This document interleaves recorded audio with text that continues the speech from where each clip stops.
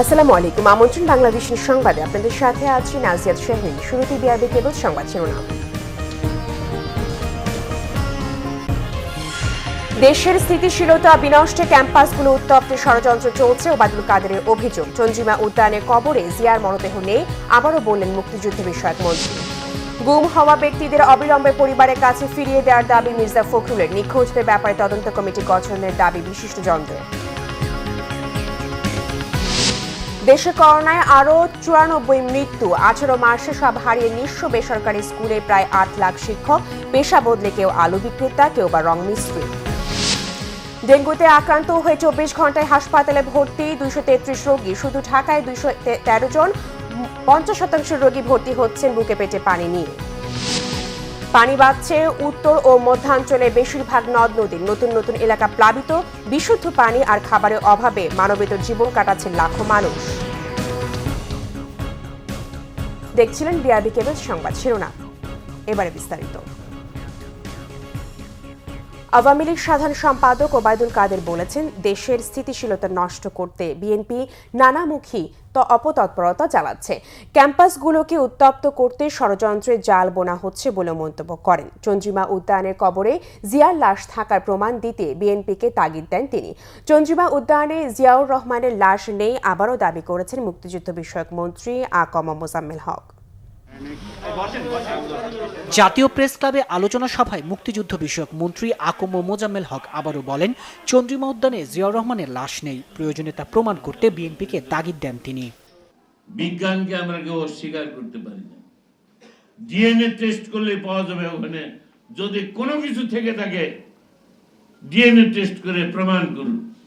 যদি প্রমাণ হয় জাতির কাছে নাকে খত দিয়ে ক্ষমা চাও। আমরা যদি মিথ্যা কথা বলে থাকি যাতে বিচার করুন, অন্য কোনো দণ্ড দিল সেটাও মাথা পেতে নেব। এদিকে আওয়ামী লীগ সাধারণ সম্পাদক ওবায়দুল কাদের বলেছেন, বিএনপি জিয়াউর রহমানের লাশ নিয়ে শাক দিয়ে মাছ ঢাকার অপচেষ্টা করছে। নিজ বাসভবন থেকে নিয়মিত ব্রিফিংয়ে তিনি বলেন, সরকার শান্তিপূর্ণ কর্মসূচির পক্ষে। করোনার ক্ষতি কাটিয়ে শিক্ষা কার্যক্রম এগিয়ে নিতে ছাত্র শিক্ষকগণ যখন প্রস্তুতি নিতে শুরু করেছে, তখন ঠুনকো অজুহাতে ক্যাম্পাসকে অস্থিতিশীল করার নোংরা রাজনীতি শুরু করেছে বিএনপি। জিয়াউর রহমানের লাশ প্রসঙ্গে জেনারেল আরশাদ লাশ কাঁধে বহন করেছেন বলে উত্তর দেন। এ ধরনের উত্তর দিয়ে শাক দিয়ে মাছ ঢাকার চেষ্টা করেন।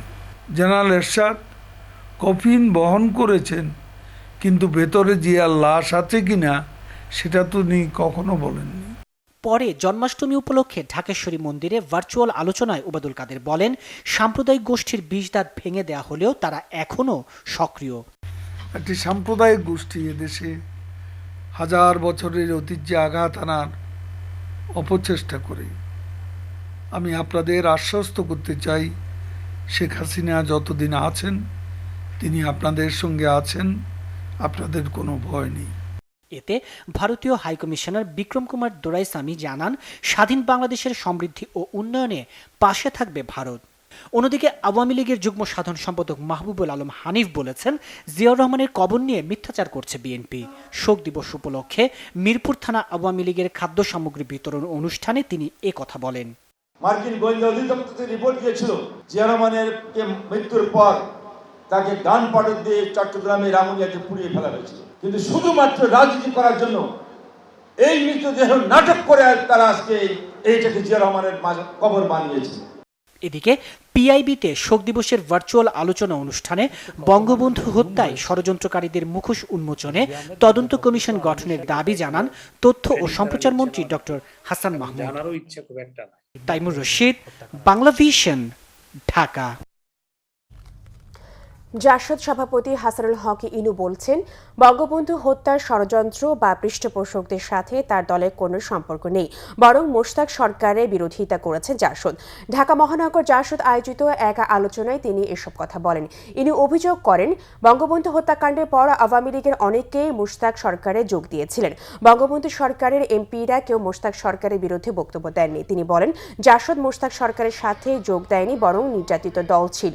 বঙ্গবন্ধুর রাজনীতি বিরোধী থাকলেও তাকে হত্যা করে পাকিস্তানি শাসন কায়েম হবে এটার বিরোধিতা করেছে জাসদ। বঙ্গবন্ধু হত্যার রায় ও দলিলে কোথাও জাসদের কথা উল্লেখ নেই বলেও দাবি করেন হাসানুল হক ইনু। হত্যাকাণ্ড নিয়ে এলোপাথারি কথা না বলে তদন্ত কমিশন গঠন করে শ্বেতপত্র প্রকাশের দাবি জানায় জাসদ। আমি বলবো যে জেলখানার 4 জাতীয় নেতার হত্যাকাণ্ড, বঙ্গবন্ধু হত্যাকাণ্ড, 3 নভেম্বর খালেদ মোশাররফের কূপ, 7 নভেম্বর সিপাহী জনতার অভ্যুত্থান এবং জিয়ার বিশ্বাসঘাতকতা, জিয়ার আমলের সশস্ত্র বাহিনীর অভ্যন্তরে অসংখ্য অফিসার সৈনিকদের হত্যাকাণ্ড, এই সব হত্যাকাণ্ড প্রসঙ্গে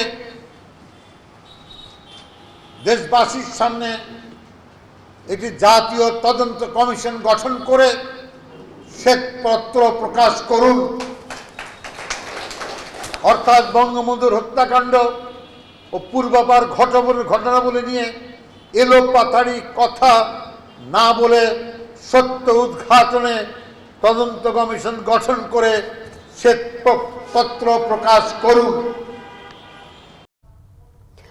গুম হওয়া ব্যক্তিদের অবিলম্বে তাদের পরিবারের কাছে ফিরিয়ে দেওয়ার দাবি জানিয়েছেন বিএনপি মহাসচিব মির্জা ফখরুল ইসলাম আলমগীর।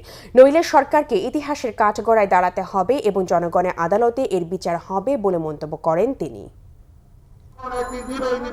বাবার হাত ধরে যখন তাদের ঘুরে বেড়ানোর কথা, বাবার সাথে যখন স্কুলে যাওয়া কিংবা খুনসুটিতে মেতে ওঠার কথা, তখন সেই বাবার সন্ধানের দাবিতেই মানববন্ধনে কোমলমতি শিশুরা, এদের কেউ যখন মায়ের কোলে কিংবা কেউ বা আবার মায়ের গর্ভে, তখনই গুম হয়েছিলেন তাদের বাবা।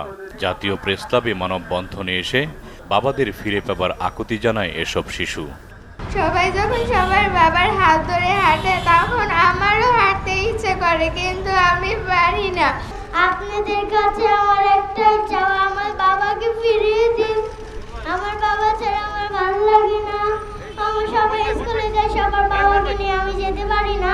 আমি আমার বাবাকে জানি আর কোনোদিন ফিরে পাবো না। আমার বাবা আমাকে ছেড়ে অনেক দূরে চলে গেছে, কিন্তু আমি আমার বাবার হত্যার বিচার চাই। আন্তর্জাতিক গুম দিবস উপলক্ষে দলের মানববন্ধনে বিএনপির মহাসচিব মির্জা ফখরুল ইসলাম আলমগীর বলেন, সরকারের দায়িত্ব গুম হওয়া ব্যক্তিদের খুঁজে বের করা এবং তাদের পরিবারের কাছে ফিরিয়ে দেয়া। এই যে ছোট ছোট বাচ্চাদের হাজারি আপনারা শুনলেন, আমরা তো আমাদের চোখের পানি রাখতে পারি না। অসহায়ত্বের একটা বেদনা যন্ত্রণা আমাদেরকে কুড়ে কুড়ে খায়। আমরা আর কিছু করতে পারি না। আমরা শুধু তোমাদের পাশে দাঁড়িয়ে চিৎকার করে বলতে চাই যে আমার ভাইকে, আমার বাবাকে, আমাদের স্বামীকে ফিরিয়ে দাও। এই কথাই আমরা বলতে চাই। মির্জা ফখরুল বলেন, ক্ষমতায় টিকে থাকতে সরকার মানুষের অধিকারগুলোকে কেড়ে নিয়েছে, গণতন্ত্রকে ধ্বংস করেছে। সরকারকে বারবার আমরা আহ্বান করেছি যে আপনারা বলেন যে এখানে একটু হয় না, তাহলে গেল কোথায়? দায়িত্ব তো আপনাদের, খুঁজে বার করুন তাদেরকে, তাদের পরিবেশের কাছে ফেরত দিন। এটা অবশ্যই আপনাদেরকে দিতে হবে, অন্যথায় ইতিহাসের কাঠগড়ায় আপনাদেরকে তার জবাব দিতে হবে। জনগণের আদালতে আপনাদেরকে তার বিচার করা হবে। সকলে ঐক্যবদ্ধ হয়ে এই সরকারকে রাজনৈতিকভাবে পরাজিত করে একটা সত্যিকার অর্থেই একটা জনগণের সরকার প্রতিষ্ঠা করা। গুম হওয়া মানুষগুলোকে তাদের স্বজনদের কাছে ফিরিয়ে দিতে এবং জনগণের ভোটাধিকার প্রতিষ্ঠা করতে দলমত নির্বিশেষে সবাইকে ঐক্যবদ্ধ হওয়ার আহ্বান জানান বিএনপির মহাসচিব। জাহাঙ্গীর আকন্দ, বাংলাভিশন, ঢাকা। এদিকে গুম করা বন্ধে আর নিখোঁজদের ফিরে পেতে একটি তদন্ত কমিটি গঠনের দাবি জানিয়েছেন বিশিষ্ট ব্যক্তিরা। আর কেউ যেন গুমের শিকার না হন তার নিশ্চয়তাও চেয়েছেন তারা।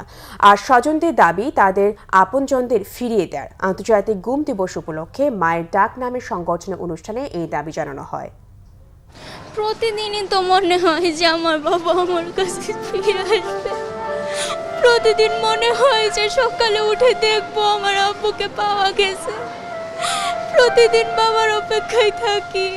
আমি যখন সিঁড়িতে উঠি এখন মনে হয় আমার স্বামী আমার সাথে সাথে। আমি এখনো অপেক্ষায় আছি যে আমার স্বামী আসবে। আমার ছোট 2টা বাচ্চা, ওর বাবা যখন নিখোঁজ হয় ওর তখন 2.5 বছর। আমার বাচ্চাটা যখন জিজ্ঞেস করে আম্মু বাবা কোথায়, আমি তো বলতে পারি না ওর বাবা কোথায়।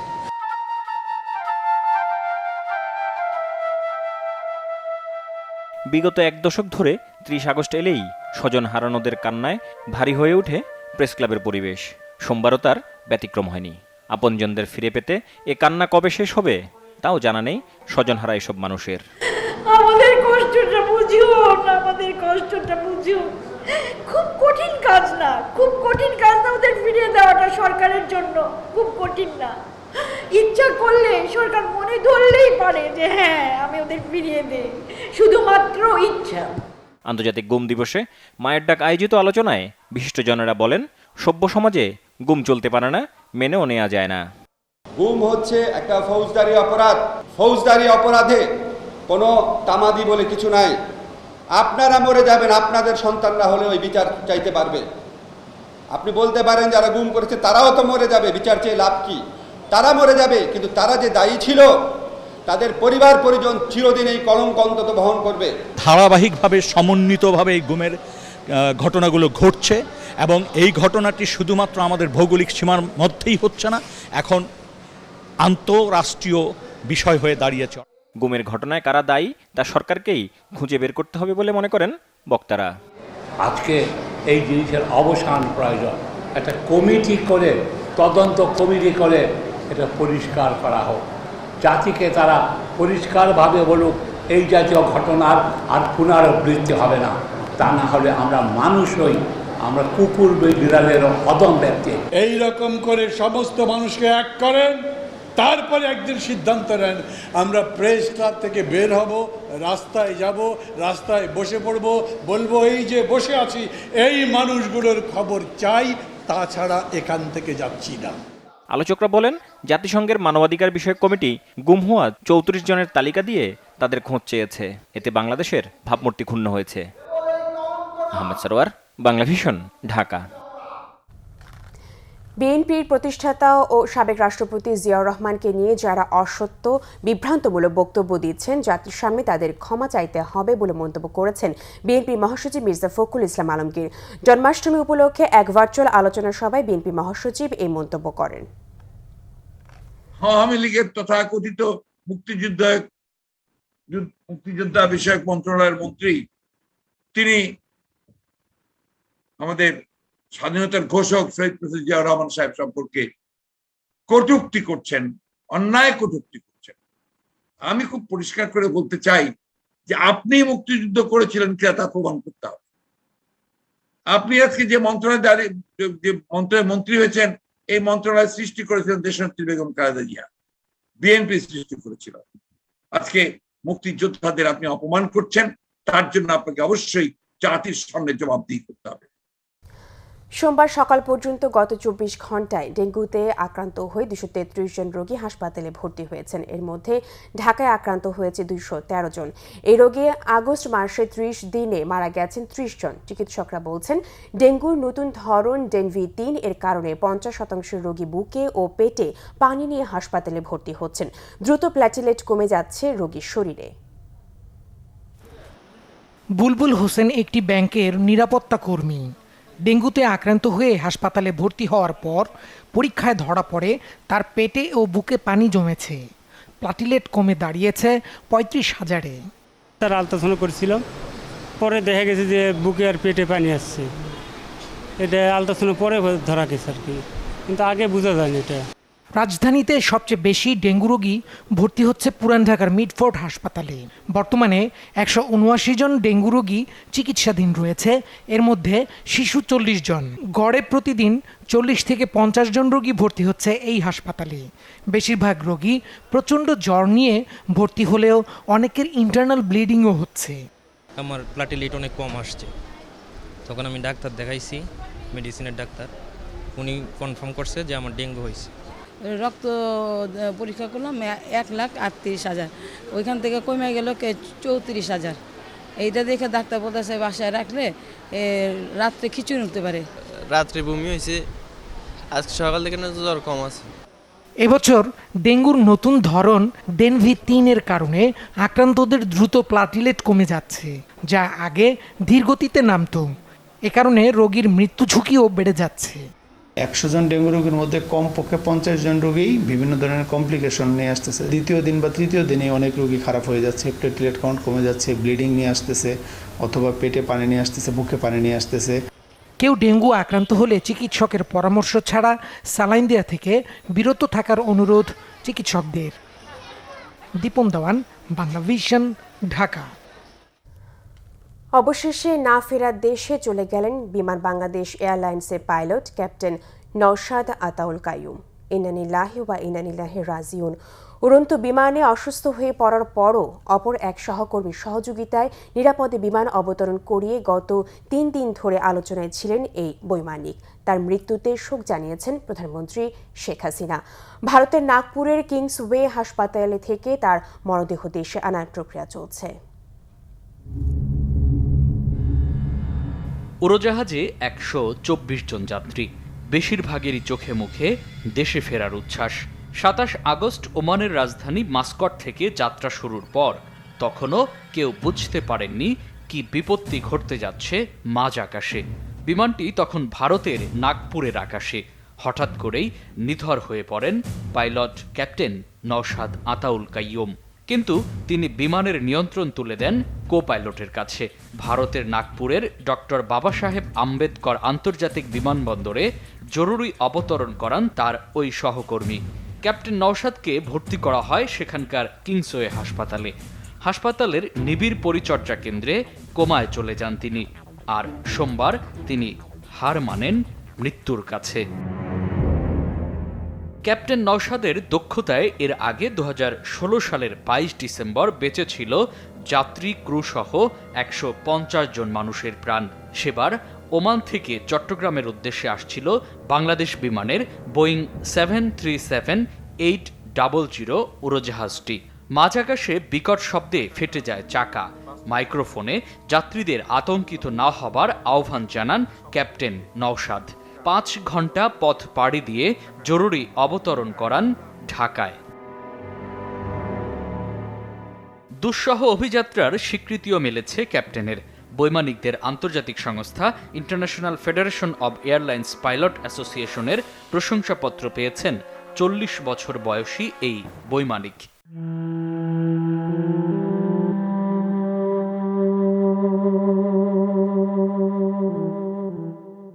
বারবার মানুষের প্রাণ বাঁচানো আলোচিত ক্যাপ্টেন এবার হলেন সংবাদের শিরোনাম।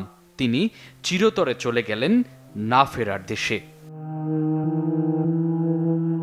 মামুন আব্দুল্লাহ, বাংলা ভিশন, ঢাকা।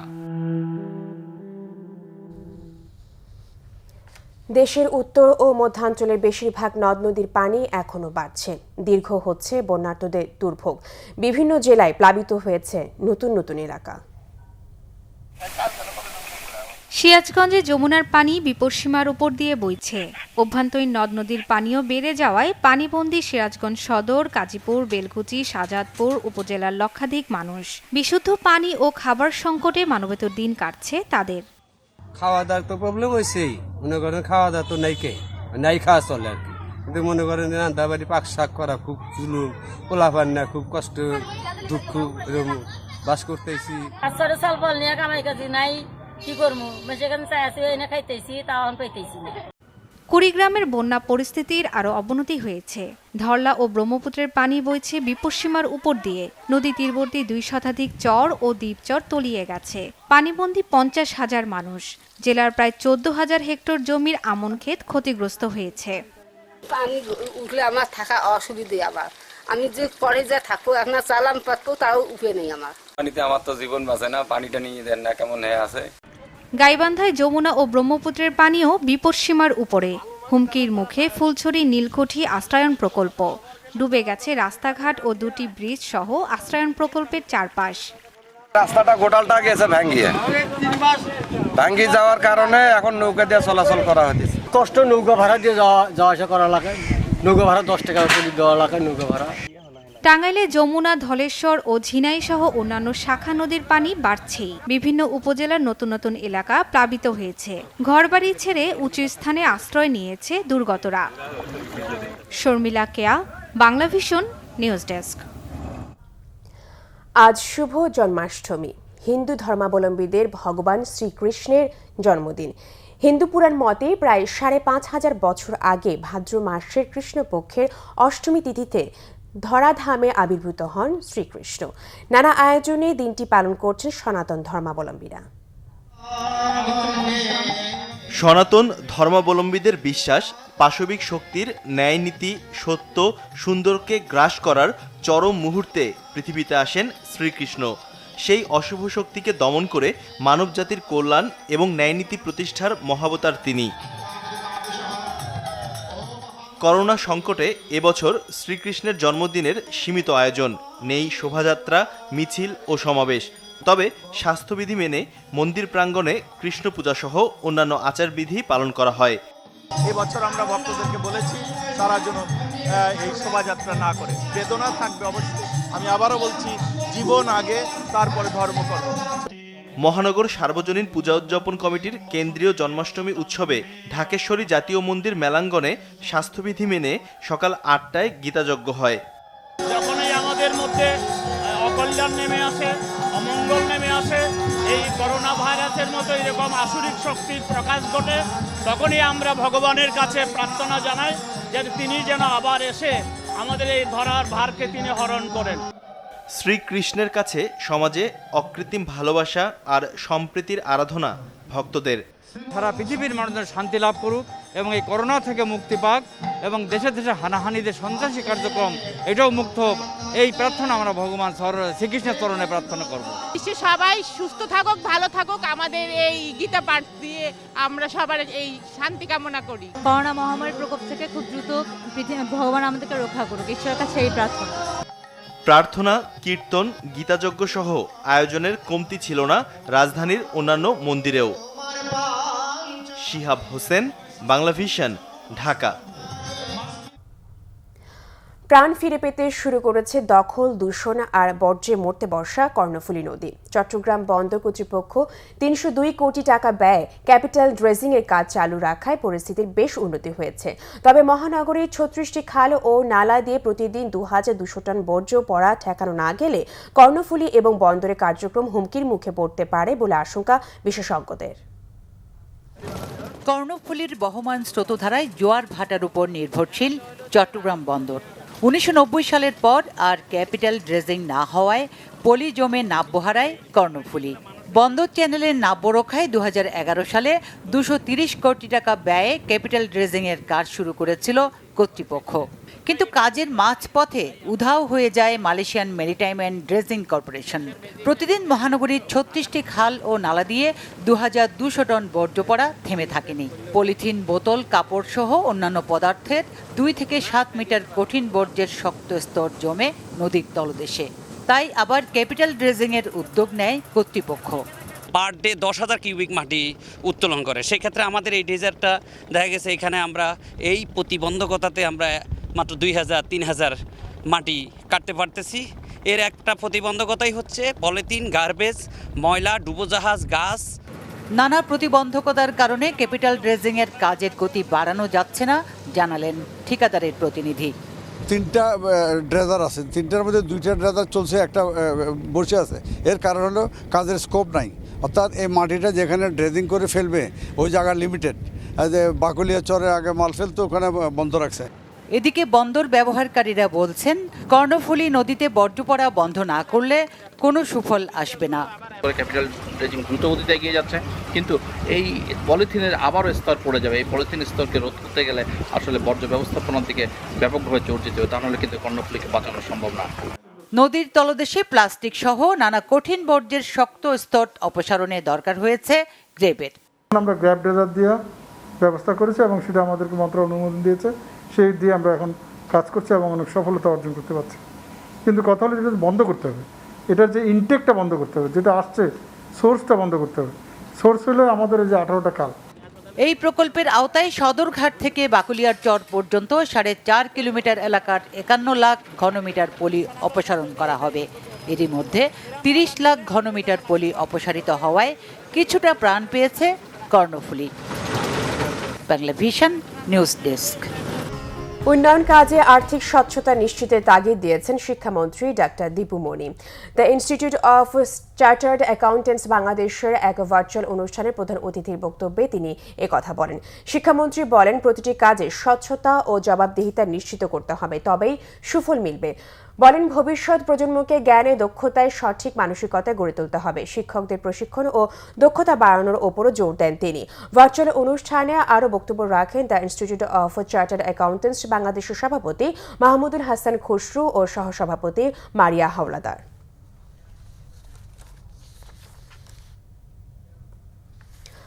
কারাবন্দী বিএফইউজের সাবেক সভাপতি রুহুল আমিন গাজীর মুক্তির দাবিতে এক সমাবেশে বক্তারা অভিযোগ করেছেন, দেশে গণতন্ত্র ও আইনের শাসন নেই বলে সাংবাদিকরা নির্যাতনের শিকার হচ্ছেন।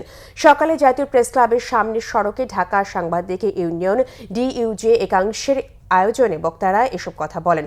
তারা বলেন, সাংবাদিকদের কণ্ঠরোধ করতে সাংবাদিক নেতা রুহুল আমিন গাজীকে আটক রাখা হয়েছে। বাক স্বাধীনতা নিয়ে চরম সংকটে লেখক সাংবাদিকরা।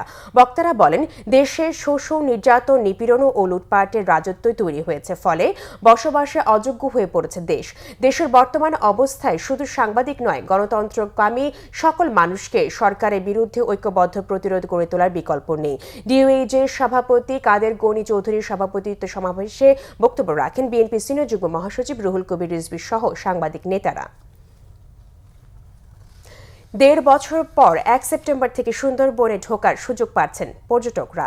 করমজল সহ সুন্দরবনের সব স্পটে যেতে পারবেন তারা।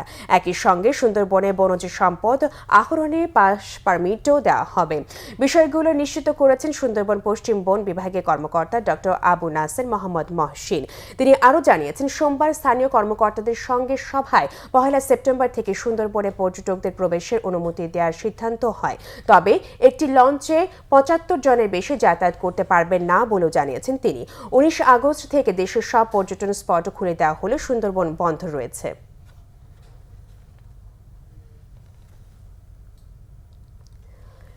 বেহাল দশা সিলেট নগরী ও এর আশপাশের উপজেলার সড়কগুলো। দীর্ঘদিন সংস্কার না হওয়ায় বড় বড় গর্ত তৈরি হয়েছে, প্রায়ই ঘটছে দুর্ঘটনা। চরম ভোগান্তিতে সাধারণ মানুষ। তাদের অভিযোগ, মালিকানা নিয়ে সিটি কর্পোরেশন এবং সড়ক ও জনপদ বিভাগের টানাটানির কারণেই দীর্ঘ হচ্ছে ভোগান্তি। সিলেট নগরীর প্রধান প্রধান সড়কগুলোর মালিকানা সড়ক ও জনপদ বিভাগের। ফলে সিটি কর্পোরেশন কোনো উন্নয়ন প্রকল্প হাতে নিলে সড়ক বিভাগের অনুমতি ছাড়া কাজ করতে পারছে না। অপরদিকে ড্রেন কালভার্ট নির্মাণের দায়িত্ব সিটি কর্পোরেশনের। দুই প্রতিষ্ঠানের সমন্বয়হীনতায় সড়ক সংস্কার কাজে নেই তেমন কোনো উদ্যোগ। বেহাল সিলেট নগরীর আম্বরখানা টিলাগাঁও সড়ক, জেল রোড শিবগঞ্জ সড়ক, শাহী ঈদগাহ নায়রপুল সড়ক সহ নগরীর বাইরে সিলেট গোয়াইনঘাট, সিলেট কানাইঘাট, সিলেট বিশ্বনাথ সহ বেশিরভাগ সড়ক প্রায়ই ঘটছে দুর্ঘটনা। প্রতিনিয়ত মোটরসাইকেল অ্যাক্সিডেন্ট, কার অ্যাক্সিডেন্ট, প্রতিনিয়ত বিশাল বড় বড় গর্ত, যেখানে মানে পুকুরের মতো হয়ে গেছে। ওই জায়গায় এটা আমরা ওয়াল ভাঙিয়ে আমরা বানাইছি আমরা নিজে। কামাল বাজারের যে রাস্তা আছে এগুলো খুব বেশি ভাঙ্গা, দিলু আওয়া যাওয়া খুব কষ্ট হয়। মেয়র সাহেব অনেক সময় কাজ আরম্ভ করে এরপরে কাজের আর কোনো খবর টবর নেন কিনা তা জানি না। সিটি কর্পোরেশনের অভিযোগ, নগরীতে বড় কোনো উন্নয়ন প্রকল্প নিচ্ছে না সড়ক বিভাগ। রোডস অ্যান্ড হাইওয়ে তাদের কোনো বড় বৃহৎ প্রকল্প, রাস্তাঘাট মেরামত বা পূর্ণ সংস্কারের জন্য তারা নিচ্ছে না দীর্ঘদিন যাবত। মূলত এই কারণেই অনেক জায়গায় রাস্তাঘাট ভাঙ্গা বা বিশৃঙ্খলা দেখা দিচ্ছে। কিন্তু আমরা সিটি কর্পোরেশন আমাদের প্রতিনিয়ত আমাদের সিটির নিয়ন্ত্রিত যে সমস্ত রাস্তাঘাট আমরা কাজ করে যাচ্ছি এবং সংস্কার বা মেরামত যেগুলো এগুলো আমরা নিয়মিত করে যাচ্ছি। নগরীর সড়কগুলো সিটি কর্পোরেশনের কাছে হস্তান্তরের প্রক্রিয়া চলছে বলে জানিয়েছে সড়ক ও জনপদ বিভাগ। আম্বরখানা শাহী ঈদগাহ এই অংশটা এবং নায়রপুলের এই অংশটা, এখানে আসলে আমাদের কাছ থেকে অনাপত্তি নিয়ে সিটি কর্পোরেশন অলরেডি কাজ করছে। পানির লাইন বা ড্রেনেজ এই কাজগুলি শেষ করার পরে চূড়ান্ত সারফেসিং বা ওভারলের কাজটা করবেন তারা আর কি। আর বাকি যে সড়কগুলি আছে আমাদের বৃষ্টিতে যখন কিছু ক্ষতি হচ্ছে আমরা সময় মতো টাইম টু টাইম এটা রিপেয়ার করতেছি। জনদুর্ভোগ লাঘবে দ্রুত সিলেটের সড়কগুলোর সংস্কার চান ভুক্তভোগীরা। Bangla vision news desk. উৎসাহ উদ্দীপনার মধ্য দিয়ে দেশের বিভিন্ন জেলায় পালিত হচ্ছে সনাতন হিন্দু ধর্মাবলম্বীদের জন্মাষ্টমী। করোনার কারণে চট্টগ্রামে সীমিত পরিসরে পালিত হচ্ছে 3 দিনের ধর্মীয় অনুষ্ঠান। মহাশোভাযাত্রার আয়োজন না থাকলেও ধর্মীয় আচার মেনে মন্দিরে মন্দিরে পূজা, গীতা পাঠ ও প্রার্থনা আয়োজন করা হয়। দিনটি উপলক্ষে রাজশাহীতে আলোচনা সভা হয়েছে। মহানগরীর রামকৃষ্ণ মিশনে মঙ্গল প্রদীপ জেলে অনুষ্ঠানে উদ্বোধন করেন রাজশাহীস্থ ভারতীয় সহকারী হাইকমিশনার সঞ্জীব কুমার ভাট্টি। সভায় অংশ নেন অতিরিক্ত পুলিশ কমিশনার মাজেদ আলী সহ অন্যরা। দিনাজপুরে পূজা অর্চনা ও আলোচনা সভার মধ্য দিয়ে পালিত হচ্ছে শ্রীকৃষ্ণের জন্মদিন। এতে প্রধান অতিথি ছিলেন সংসদ সদস্য মনোরঞ্জনশীল গোপাল। এছাড়া জয়পুরহাট শহরে কেন্দ্রীয় শিব মন্দির এবং নড়াইলের হিন্দু ধর্মীয় কল্যাণ ট্রাস্টের উদ্যোগে পালিত হচ্ছে জন্মাষ্টমী। ভগবান শ্রীকৃষ্ণের জন্মদিন ও শ্রী শ্রী লোকনাথ ব্রহ্মচারী বাবার আবির্ভাব তিথি উপলক্ষে মিরপুর কেন্দ্রীয় মন্দির প্রাঙ্গণে এক পূজা অনুষ্ঠান ও আলোচনা সভার আয়োজন করা হয়। এতে প্রধান অতিথির বক্তব্য রাখেন ঢাকা 14 আসনের সংসদ সদস্য বীর মুক্তিযোদ্ধা আগা খান মিন্টু। অনুষ্ঠানে যোগ দিয়ে তিনি হিন্দু সম্প্রদায়ের সাথে কুশল বিনিময় করেন। অনুষ্ঠানে সভাপতিত্ব করেন মন্দিরের সভাপতি অসীম কুমার রায় শিশির। এতে দেশ ও জাতির মঙ্গল কামনায় বিশেষ প্রার্থনা করা হয়। পূজা শেষে প্রসাদ বিতরণ করা হয়।